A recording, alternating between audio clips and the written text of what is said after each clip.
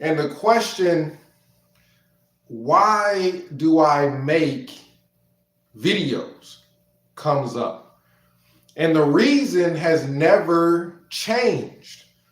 The original reason that I started to make videos is the same reason I make videos today. And that's because my conscience compelled me to. My conscience would not allow me to just leave the cult and ignore the fact that I have seen things at Bethel that other people have no way of knowing about, aside from if someone tells them. I keep going back to the days where I was accepted for Bethel service, and I looked up everything I could on Bethel. I wanted to know everything about Bethel before going there. And I keep thinking that if someone had put information out for me to find, because I couldn't find anything aside from what was given to me by the cult, I couldn't find anything. And I keep thinking that if someone was there to put out the same information I'm putting out today, I may not have ended up in that situation. And when someone sees something, when someone goes someplace, like when I went to Bethel, and I saw so many things that I had to keep inside, because when I went to go tell people, when I went to go tell Bethel elders, when I went to go talk to people, they would ignore everything I said. When I tried to call and I would talk to family, they would only want to hear but so much before they're ready to get off the phone. You're literally put in a situation at Bethel of isolation where there's this wall. You are seeing things that are bothering your conscience, and you want to reach out and tell someone, but you're separated from the secular world. Police, Jehovah's Witnesses, we don't really go to the police on each other, let alone Bethel. Your family, they don't want to hear anything negative about Bethel.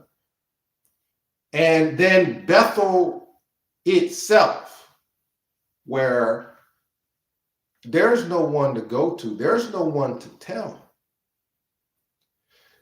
One of the things that bothered me to this day, I wake up feeling like I wish I knew how to help those young girls, is what I believe today, after having looked back on it. Because when I was at Bethel, I was a naive Jehovah's Witness kid, essentially. But as you mature and start to understand what's going on, and then you look back and think about what happened, today I view it as sex trafficking. Sex trafficking is, keep in mind, the legal age of consent in New York, I believe, is 17. Anything underneath that, anything under that, anybody 16 or under being brought to any other state for anything sexual, anything involved with sex, that's sex trafficking. That's illegal. And I felt at Bethel like I was surrounded by things that I didn't have the power. I didn't have the knowledge. What do I do about it? How do I stop it? Who do I go to? And to this day, I make videos as a way of healing that conscience. I can't keep these things bottled up. As you know, Jehovah's Witnesses regularly go on tours at Bethel. And these tours, the way that they're organized, at least where I was at Walk Hill, is a group of people would go up to the front lobby, the main lobby at Walk Hill. They would go up to the desk, let them know that they wanted a tour, and the person at the desk would then call someone. They could call anybody at Bethel. They could call any department and say, we want you to come up here and give this tour. Well, one of the things that bothered me the most at Bethel, it wasn't just that they put people out. There were so many different things that were bothering me, that was on my mind. And one of them was all these older men, I'm talking, they look 40, 50 and up, with all these girls. And you can look at girls and look at their faces and you can just tell. There's people who you can just tell, there's no way she's 18. I doubt she's 17. And as a Jehovah's Witness, we were not taught to look out for child predators.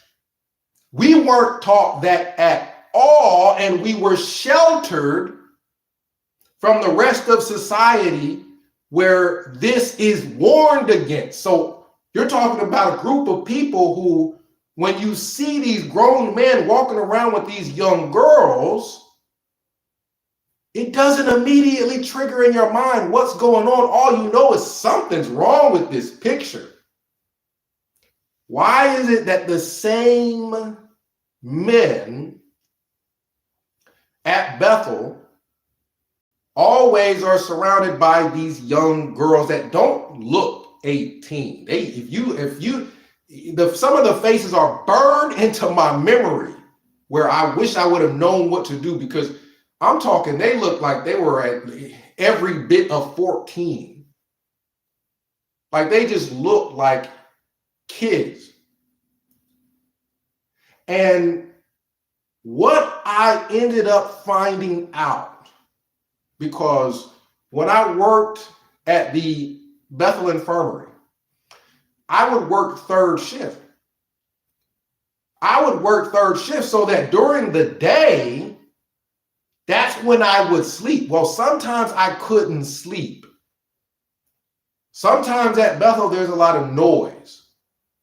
When they switched my schedule, one of the problems I had was sleeping. So I would just go for a walk. I would walk the halls. And when I would walk the halls, I would see so many things that didn't make sense.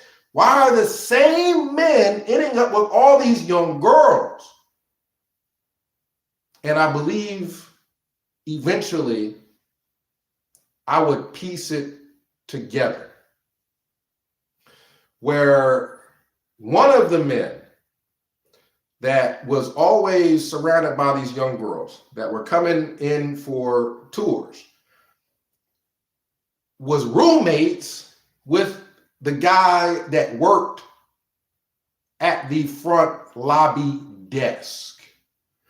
As a matter of fact, all of the men, the older men that I saw with all these young girls, they all knew each other. Oftentimes you see them sitting together at meals. So I would look at this, and I'm telling you, I would be up at Bethel. I would be up walking around. I couldn't sleep because my mind is trying to piece the puzzle together. I'm the type of person where if my mind is working on a puzzle, I can't sleep. I will be up all night with my mind trying to figure out this puzzle. And eventually I put together the guy's roommate who works at the front desk. He sees all the people who come for a Bethel tour, and he sees all the tours that have young girls in the group. All the tours that have these young girls, whether they be 16, 15, or 14, or 13 or younger. The person at the front desk sees which group has which ages. And that person would then call certain individuals who I believe is the equivalent to a pedophile ring. When you're talking about a group of pedophiles that didn't work together, I would call it a pedophile ring. He would then call one of those specific people, and then that's the reason why I always saw the same men walking around with all these young girls. And it would blow my mind, because once these older men have access to these young girls on these tours, essentially just walking around Bethel with all these young girls, the parents, oftentimes, if the girl is even with her parents, she could just be with friends, are so disarmed to what's going on. Because from that tour, from that initial tour, you have these men inviting these girls back to Bethel for meals.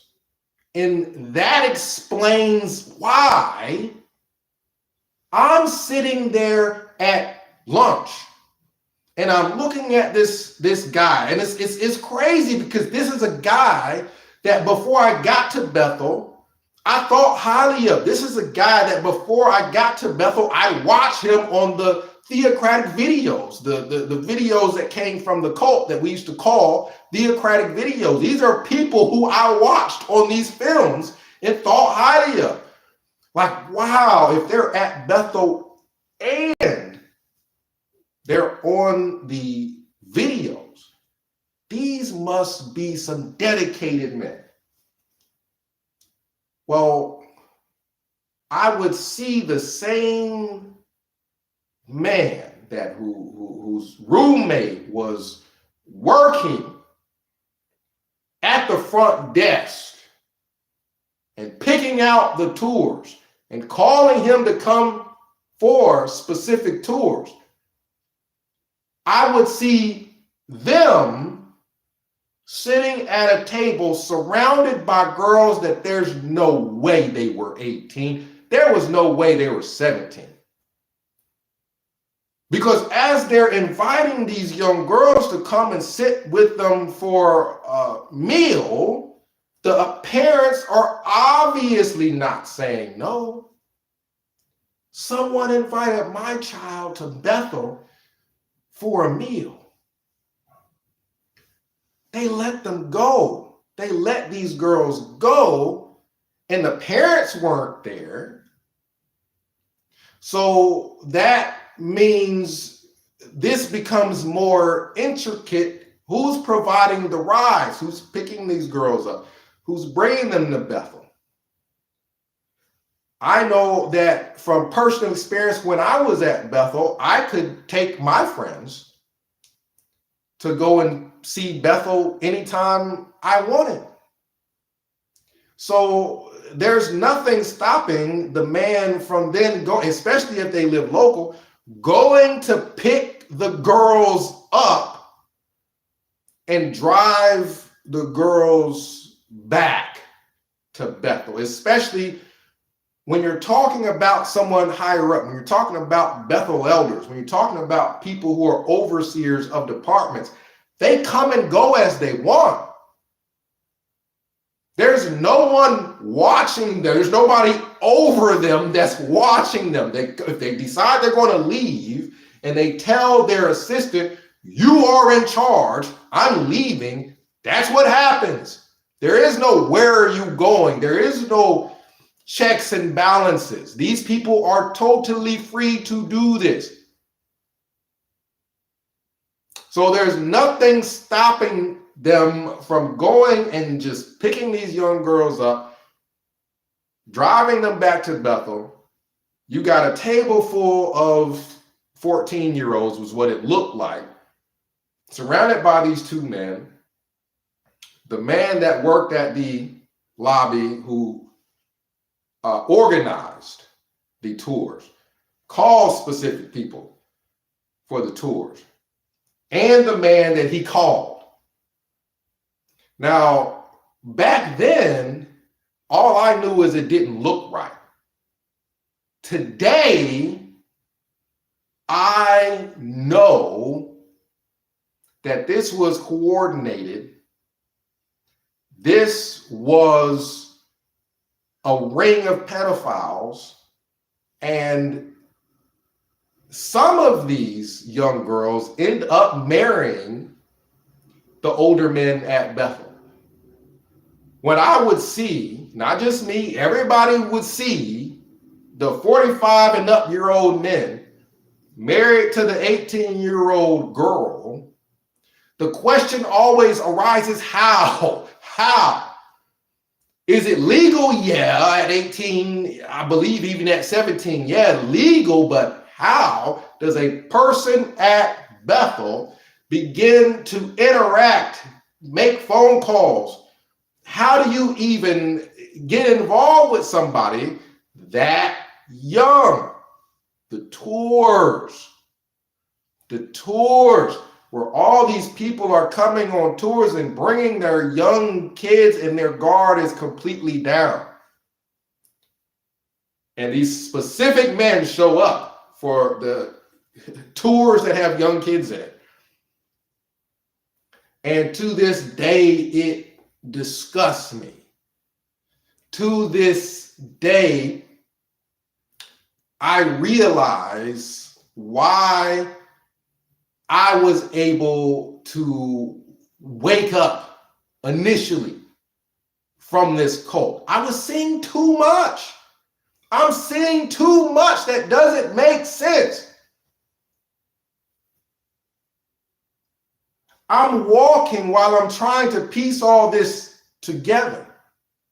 And I think I've told you before about how thin the walls are at Bethel. Well,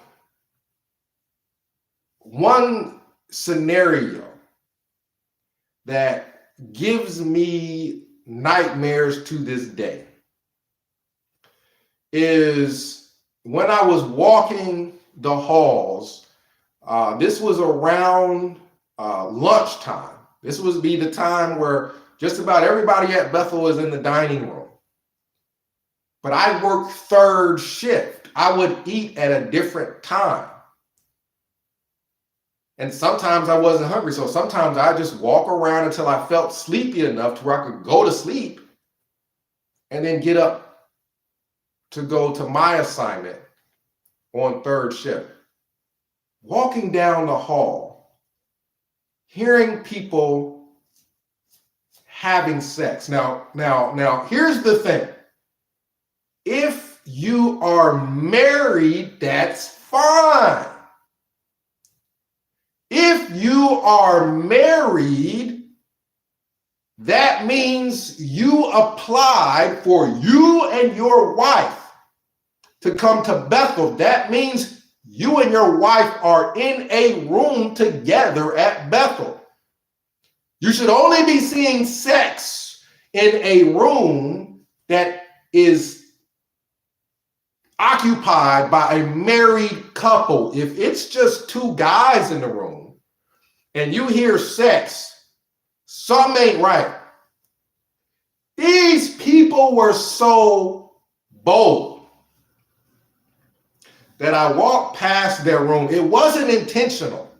It's not like I'm seeing this man who works at the front lobby getting his buddies to pick up the tours with these young girls. It's not like I'm seeing this and then I'm walking by their room to see what's going on.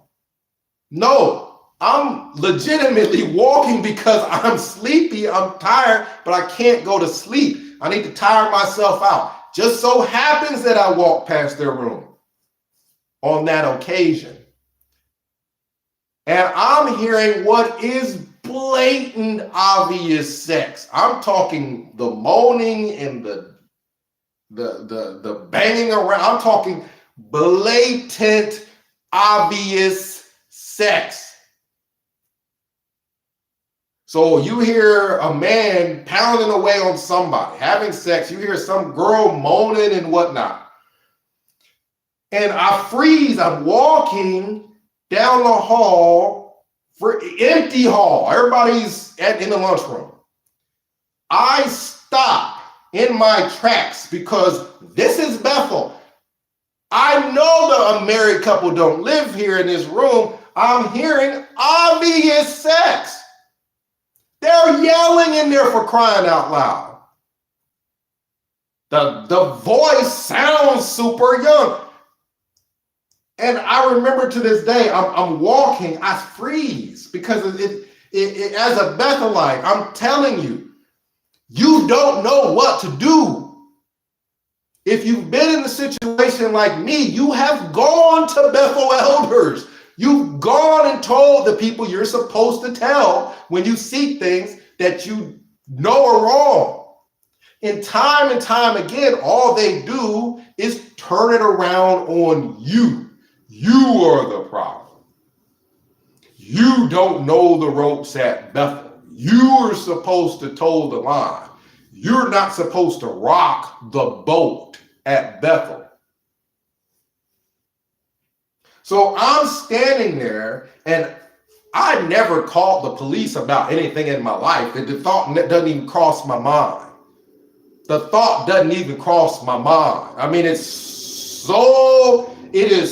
so out there for a Jehovah's Witness to call the cops about something like that. Because it's nothing's supposed to happen. Nothing is supposed to happen anywhere near like that. So I'm walking by, and the guy's roommate comes out of the room, looks right at me, closes the door. I'm still hearing the sex go on. Apparently, he's in there with the guy. I don't know who all else was in the room. All I know is the guy's roommate comes out of the room. These two guys were roommates. He comes out of the room, stands there, looks right at me. I'm frozen. I'm embarrassed. I don't know what to do. He closes the door, and he just stands there like he's guarding the door. He doesn't run in there and tell him to stop. He doesn't go back in and try to hide his face. He stands there blatantly. Now explain this to me. If that room was not occupied by a married couple, how was there any sex at all going on? If that room was occupied by two male Bethelites, two older male Bethelites, how is there sex going on with both of them in? One of them leaves, closes the door, and stands there to guard the door. Why do you need to guard the door? I put one and one together, and it makes two. I didn't see who was in the room. I heard the moaning and the voices, and the girl sounded super young. You just can tell. You just can. How can you tell a person's age by their voice? You don't know for sure, but you know the sound of somebody that sounds freaking 12. So the guy stands there, blatant, like, what are you going to do? And just stands by the door. I start to walk off, and the state that I'm in, when people say cognitive dissonance, the state I was in was beyond cognitive dissonance. I was to the point of I'm not sleeping at all. I cannot eat because I think I'm seeing what I'm seeing, and what I'm seeing is humanly impossible. If you are a Jehovah's Witness, according to your doctrine, according to what you're raised to believe, what I'm seeing is not possible. And when I call people and talk to people, my little, essentially, my therapy as a Bethelite was this specific room that I would go to either before or after the Bethel Family Watchtower study. There's so many rooms at Bethel. There's tons of empty rooms that they use for different things. I would go into this specific room, close the door. Wouldn't have to worry about my roommate coming in or nothing because I wasn't in my room. I'm in a room next to where the auditorium is. Go in there, close the door, get on the phone, and I call family and I start talking to them. And then it's like, how do you tell them? I don't know for sure who was in the room, and I think this girl was young. How do I tell them that? How do I do it? Because I talked to Bethelites that I trusted, and the only thing they tell me is something like that has never happened at Bethel, as if it was just impossible. And then the problem is you then become casted as the tattletale. You then become casted as the person that nobody can trust. But I talked to other Bethelites about it because it was burning me up inside. It was killing my conscience. So it came out. And all they would say is, nothing like that has ever happened at Bethel. You gonna look into it? No, nothing like that has ever happened at Bethel. And then that's the end of. So I'm in this room, and I kid you not, I don't think my relatives knew. But when I would call them from that room where I could be alone and just talk, that was my therapy. That's how I would get through the day at Bethel. All the things you see. So I'm on the phone and I'm talking to them and I'm giving them all kind of scenarios of what would happen if.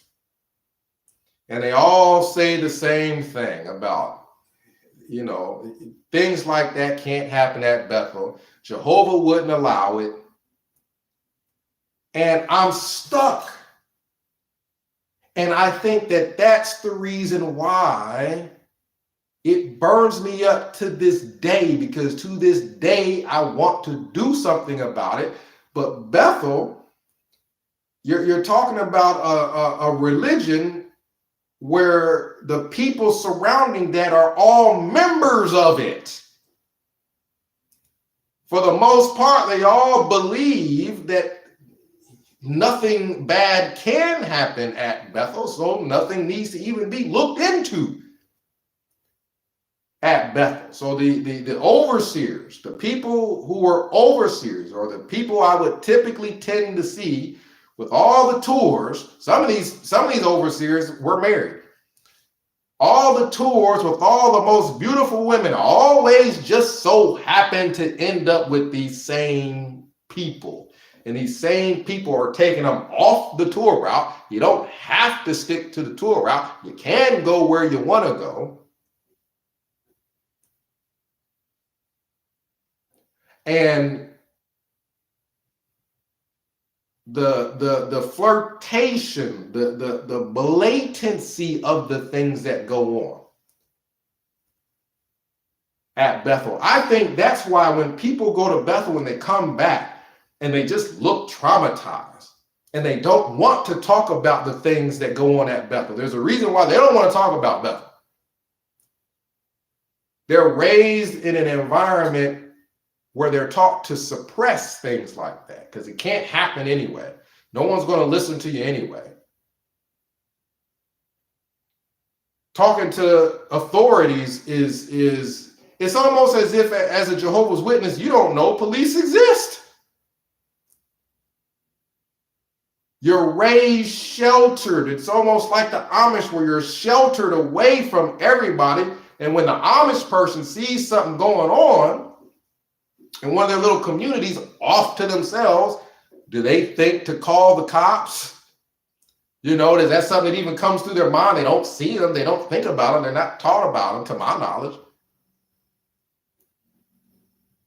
So when I was at Bethel, this facility that's tucked away from everybody else, Wallkill is tucked away. It's not like the facilities that were in Brooklyn.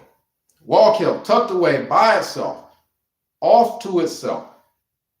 You don't even see cops. You're not even thinking about the authorities.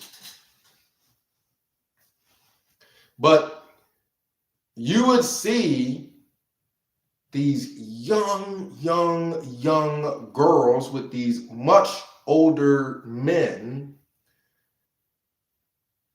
and they're just walking around Bethel, and they're overseers, they're Bethel elders. There's no one to approach them and say what's going on or anything. And to my knowledge, you got roommates that are working with them. The roommate may be engaging in the sex also.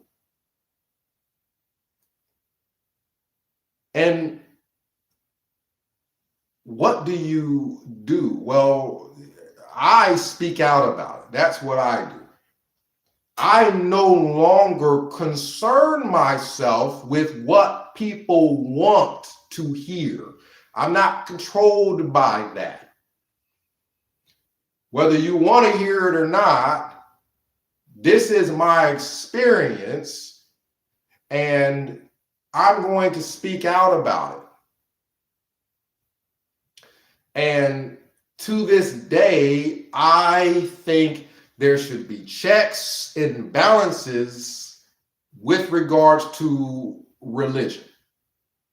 Because while sex trafficking is illegal, if there is an environment that's allowed to be created where no one is allowed to criticize their religion, no one is allowed to criticize the organization, where you have created an environment where no one's going to point the finger when something is wrong.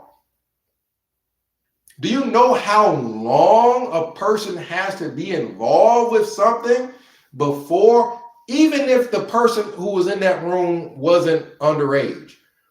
You wasn't married. That's not a married person's room. All that loud sex shouldn't be going on in there. So either way, the person who came out and just stood and guarded the door, to just be that blatant and that brazen and that obvious, in my mind, says they've been doing this for years.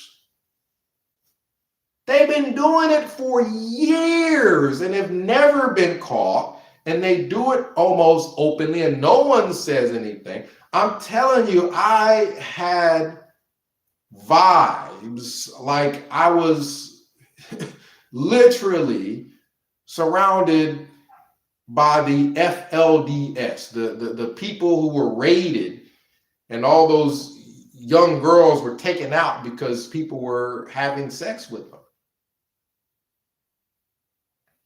Their leader to this day is in prison because of engaging in sex with underage girls. I don't even know if that's trafficking, because I think they're all from that area, but still, it's illegal.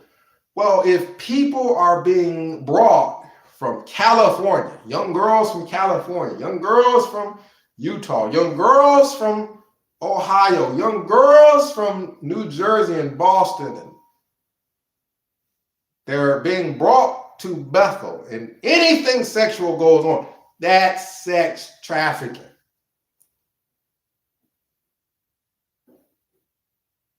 So if these men are able to select their tours and pick out the tours with all the young girls, and I've seen the tour guides where they're walking with these young girls and the girls will be in front of them and the guy's looking down below the girls and it just don't even look appropriate. And no one says anything. They walk past all these people. You understand how many people are at Bethel? They walk past all these people and no one says anything because they're overseers, and the only thing that's going to happen is you're going to get put out. There's nothing that's going to happen. And no one knows to call the police. That's something that needs to be changed in religion. It shouldn't be a situation where people can do whatever they want. That's why so many cults pop up. It's an environment where the government says you can do whatever you want. Now, technically, you're not supposed to do anything illegal, but you're allowed to create an environment where it's not going to get reported. So yeah, technically, religion, freedom of religion means you can do things illegal because illegal agencies don't get involved until it gets reported. All you got to do is teach your members you're not allowed to criticize the organization. Raise them from kids on up to believe you're not allowed to criticize the organization. You're certainly not allowed to call the police. We all remember, this is not something that we don't all know, that when people were suing Watchtower and speaking out about the sex abuse that were happening to them when they were young, we were told by our Jehovah's Witness parents, do not watch it. We were all essentially told to turn your back on the people report this. These stories were on the news, and we were all told, turn your back, don't watch it. That should not be allowed. Once something gets to the point where there's an environment where everybody in that environment is controlled, not by the law, but by the leaders of the cult. The leaders of the cult, what they say trumps the Bible. So of course, what they say trumps the law. If they tell you don't believe anybody that says they were molested, people won't believe anyone who says they were molested. They are essentially eliminating witnesses. Anybody who would be a witness to the crime are all in the cult, and they're all brainwashed. So they're able to commit crime. That should not be allowed. But unfortunately, it is. And then when other countries crack down on it, their country is vilified.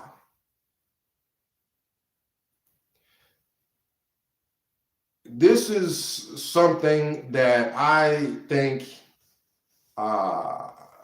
there's a burning inside me. I don't think I know. There's a burning inside me to fight for some type of agency, some type of legal agency to monitor cults, monitor religion in general.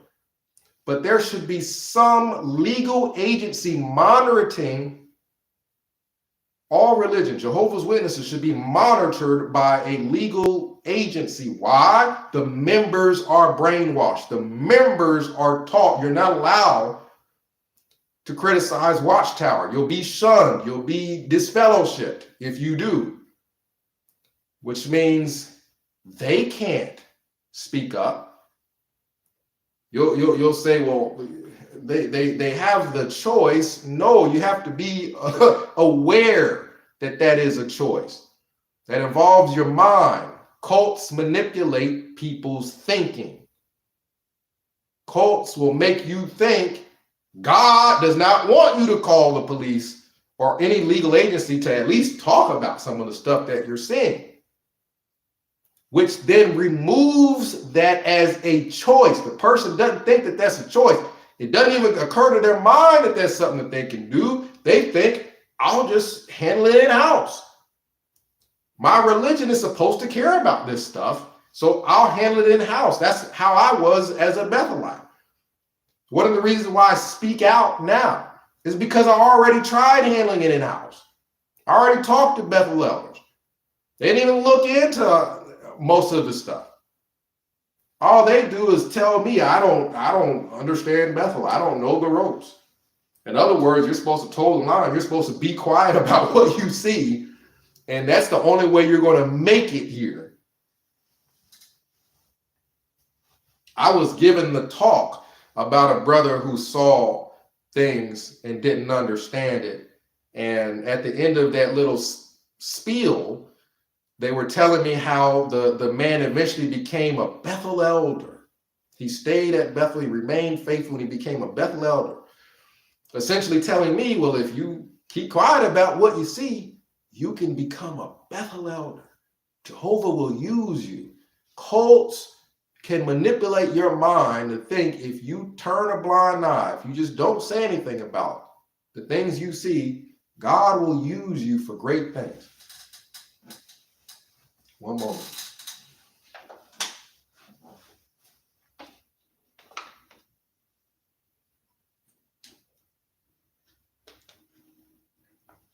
So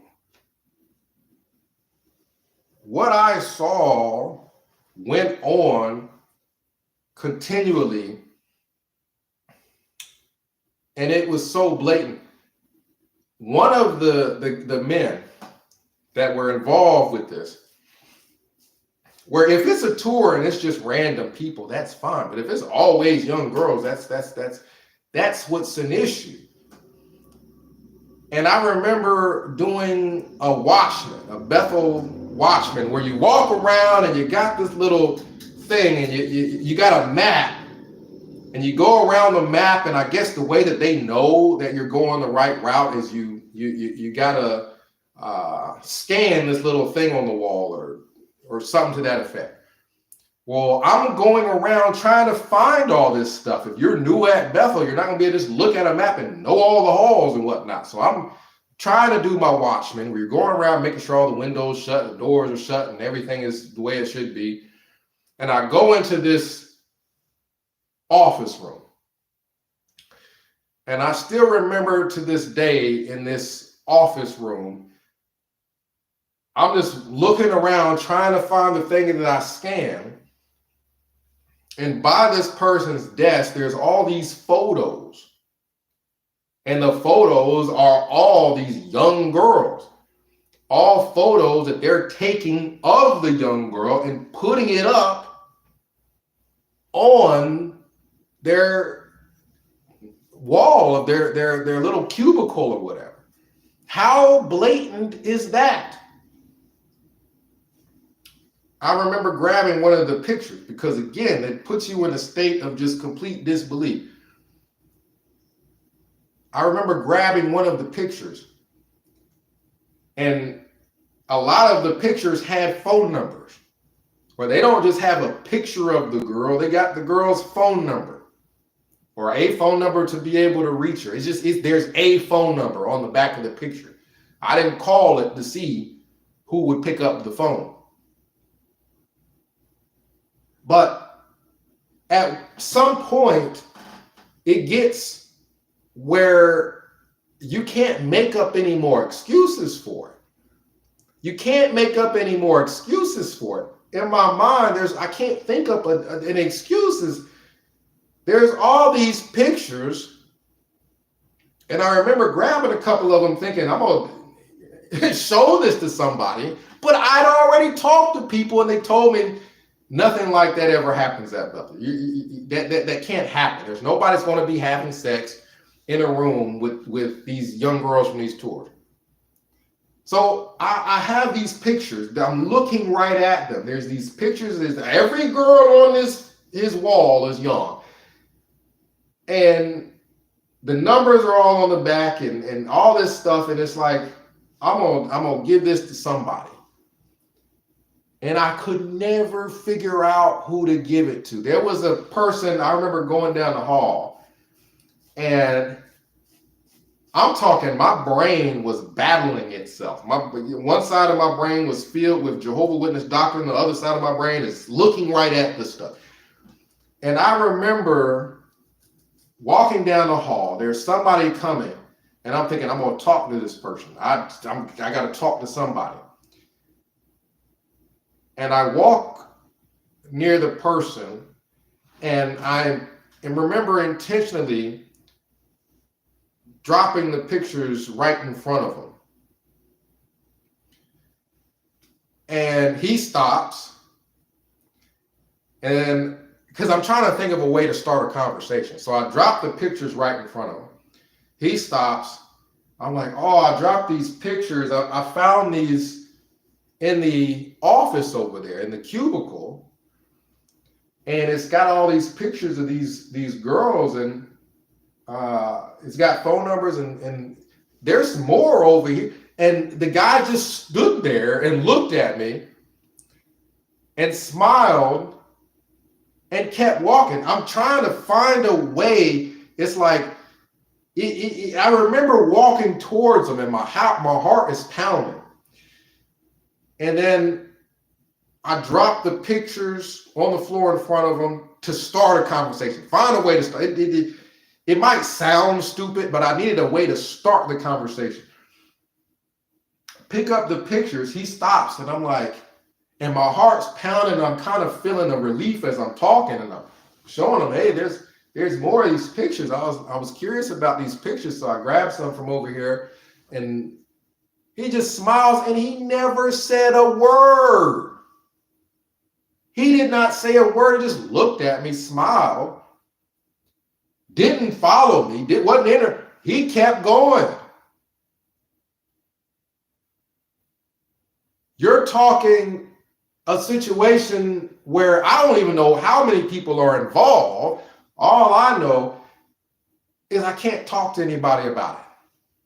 The main people you'd be able to talk to is at Bethel. You sure enough can't talk to your family, call your family up, because I was in a situation where the majority of my family were Jehovah's Witnesses, and the people who weren't, I'm trying to convert them. I'm trying to convert them and get them into religion, because I'm thinking that's going to save their life. So how do I go and tell them about it? That's the fire that to this day keeps me involved with speaking out about Jehovah's Witnesses, because I never knew that this was an option before. I never knew that this was an option. I never knew that there was a community called ex-Jehovah's Witnesses. I didn't know that there was anybody that I could talk to. Now, granted, when my very first encounter with the XJW website, I remember saying I was from Bethel and nobody believed me. You know what I mean? Even they didn't believe me. But yet and still, I feel obligated to speak up about things, and the more things that I talk about that I saw and experienced, I feel the weight come off. I feel like I've done all that I could, because I understand, and I can kind of forgive myself for the past, because I didn't know what else to do.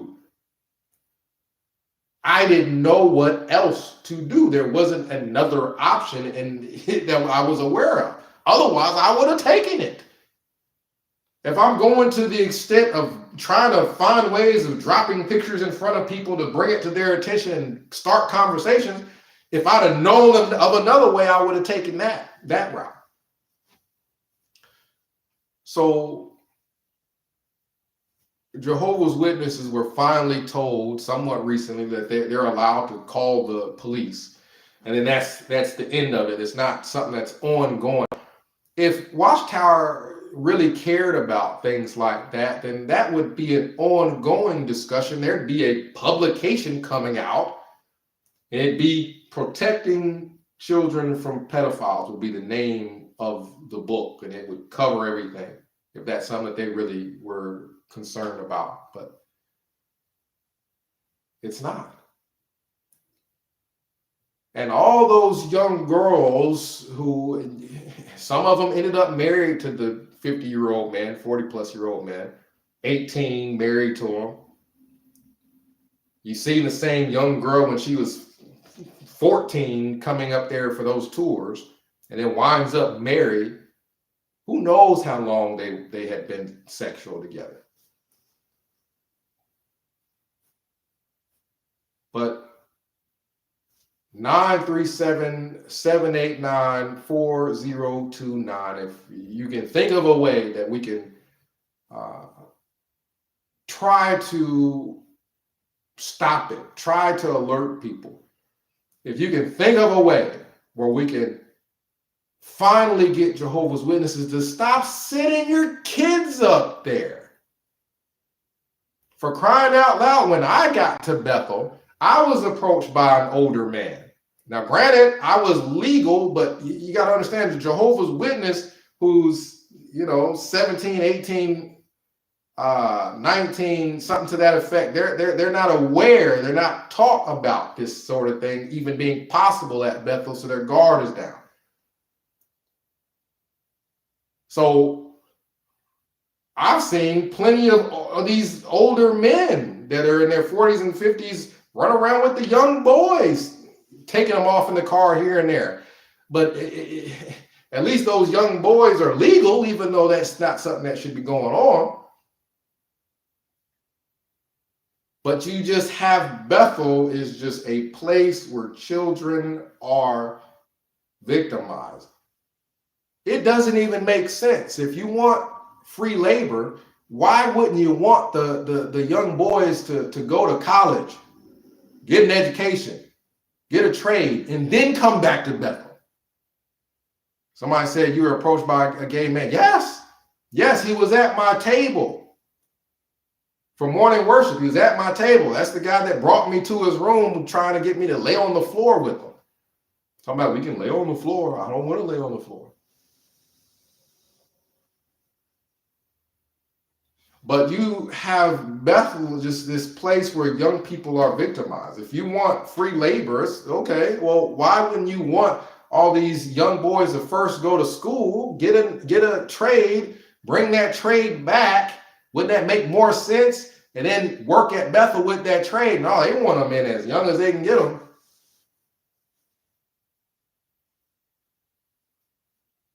So if we can all get together and think of a way to hopefully stop these things from going on, maybe make the authorities more aware of it so that they will stop just letting everything go in the name of freedom of religion. People can do whatever they want. If something criminal happens and we know this cult, these members are not going to report it, well, we'll just still let it go on. We know this cult teaches people not to criticize the organization. We'll still just let it go on. No, we need to, as a society, come together and say no one is above criticism. No one is above being called out when wrongdoing takes place. So if there is a cult and it is villainizing people who speak up about the things that go on, that cult needs to be looked at. What are they doing to where they are so concerned that someone might speak out? Again, 937-789-4029. If you can think of any ideas of how we can fight against pedophilia at Bethel, pedophile rings, let me know, and we'll discuss it. You know, it's something that to this day, if I try to talk to a Jehovah's Witness about it, the only thing that's going to happen is I just won't hear from them. I won't hear from them for a while. And then when I do hear from them, they'll just change the subject. They just drop it. To this day, Jehovah's Witnesses, by and large, are still the same, where you can't tell them about the things that go on. To this day, I can't, because they'll just ignore it. They'll just call you an apostate if you try to tell them something illegal is going on. That is a horrible environment where illegal activity can go on, pedophilia can go on. What I believe is sex trafficking can go on. I mean, I'm talking pictures of these young girls with phone numbers behind the picture. What other evidence would I need? But no one will listen. To this day, I call an elder now. He wouldn't listen. That is an environment that should not be allowed. Yes, you should be allowed to go ahead and practice your religion, but you can't make an environment where people don't report things. It's still the same, because if people do report things or talk to other people in the religion, they'll still ignore it, right? And the religion is one where if you do report, they tell you you're allowed to report things to police, but if you do, you're going to get blackballed. You're going to get shunned. You're going to be viewed as the most evil person in the world. You're probably going to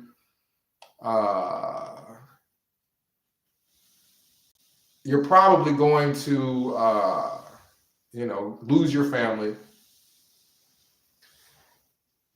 And, all of this is experiences, things that you can piece together.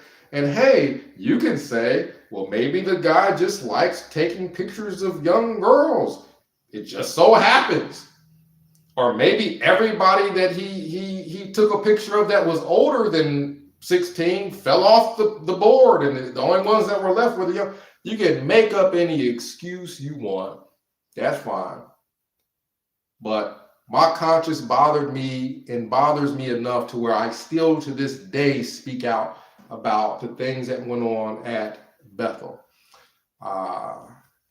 Thank you for watching. Ex-Wallkill Bethelite signing out.